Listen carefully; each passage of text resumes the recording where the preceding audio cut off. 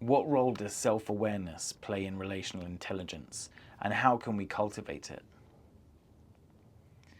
Self-awareness is the foundation for relating meaningfully with other people.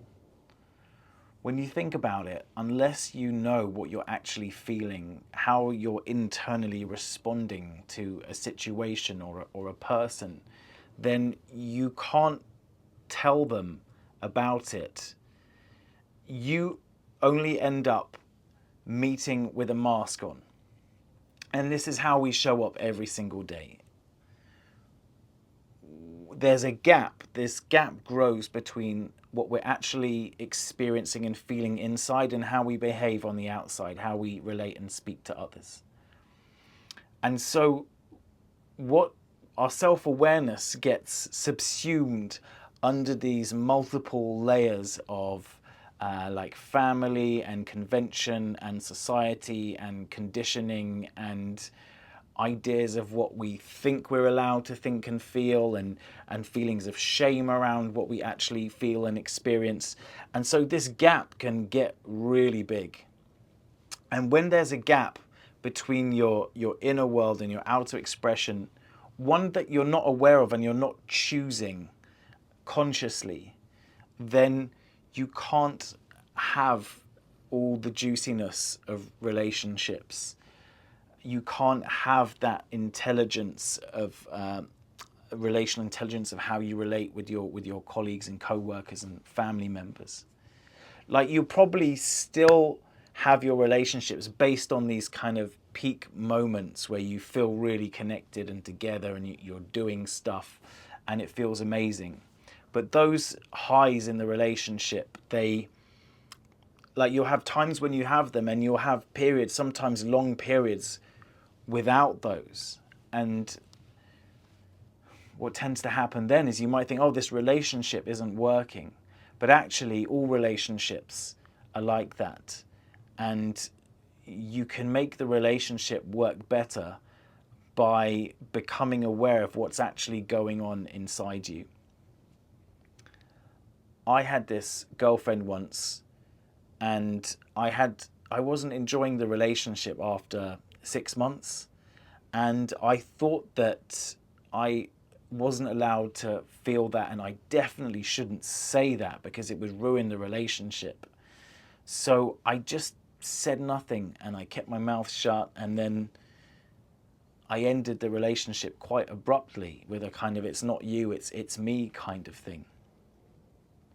Now, what I've learned to do is to become more aware of this internal world and to actually bring it into the relationship. So with my partner now, we've had maybe 3 moments where I've shared things that I thought would risk. I felt there was like a real risk of her being so upset that the relationship would end. But it just felt really important to bring it into the relationship. And luckily, each time it just brought us closer together. Not to say there wasn't a little bit of rupture and repair along the way, but that's an example of closing this gap between how we are outside and what's going on inside. And in other videos, I'm going to share strategies with you on ways of sharing these things, because we want to do it with care and we want to do it in service of the relationship.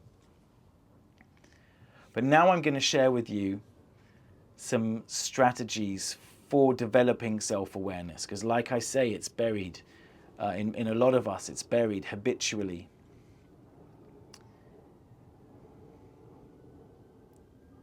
So actually, it's less about doing. I think the key to self-awareness is more about surrendering. How does that land? It's not about, I need to show up and be more self-aware and I must. It's more like a letting go into how you're actually feeling in the moment. And it might feel challenging because you might experience things that you feel ashamed about, or you feel that you shouldn't be feeling, that you're not allowed to feel. So I have a strategy for that as well. Imagine that you are an alien from a completely different dimension, if you like, who's been plopped into a human body and who's experiencing the human body and the emotions and the feelings and sensations for the first time. So that can help give you a little bit of distance and perspective and objectivity, shall we say. So you check in with yourself and notice, oh, I'm feeling this thing across my shoulders. Oh, I'm feeling this kind of sadness in my heart right now. Oh, I'm feeling this elation at walking through the field and feeling the wind on my face. When you're cultivating self-awareness, don't be shy about stating the obvious. Even noticing a twinge in your shoulder, noticing a tingling in your nose, noticing that your calf is pulsating or aching a bit. Being with this level of sensation in the body is also a way of becoming more self-aware. Have you ever done yoga? Have you ever done shavasana at the beginning or end of a session where you go through a body scan? And just by slowing down and making the space, you become aware of all these twinges and tightnesses or relaxations in parts of your body that you haven't felt throughout the day because you've just been doing all day, bang, bang, bang. Cultivating that awareness at the level of sensation with your body is a really good start. And once you're doing that, you might become aware more of what's arising in your experience. This is a nice way of framing it. Self-awareness. What is arising in your experience right now? What arises for me is, I love the gap. I love the space.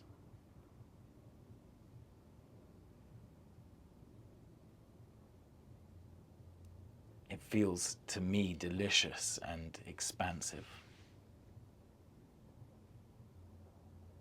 It's like I feel my awareness grow in that space.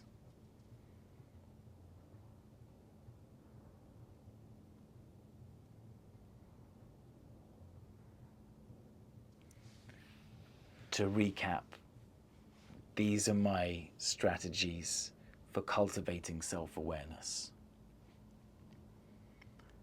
Number one, surrender. It's not about doing, it's about surrendering. 2, imagine you're an alien in a human body for the first time.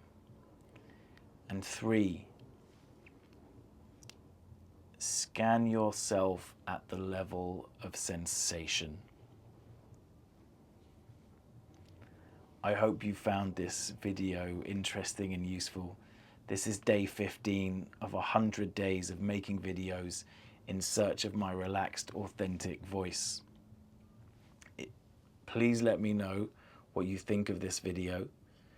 And if you would like a question answered, DM me or write it in the comments below. Thank you so much for watching. See you tomorrow.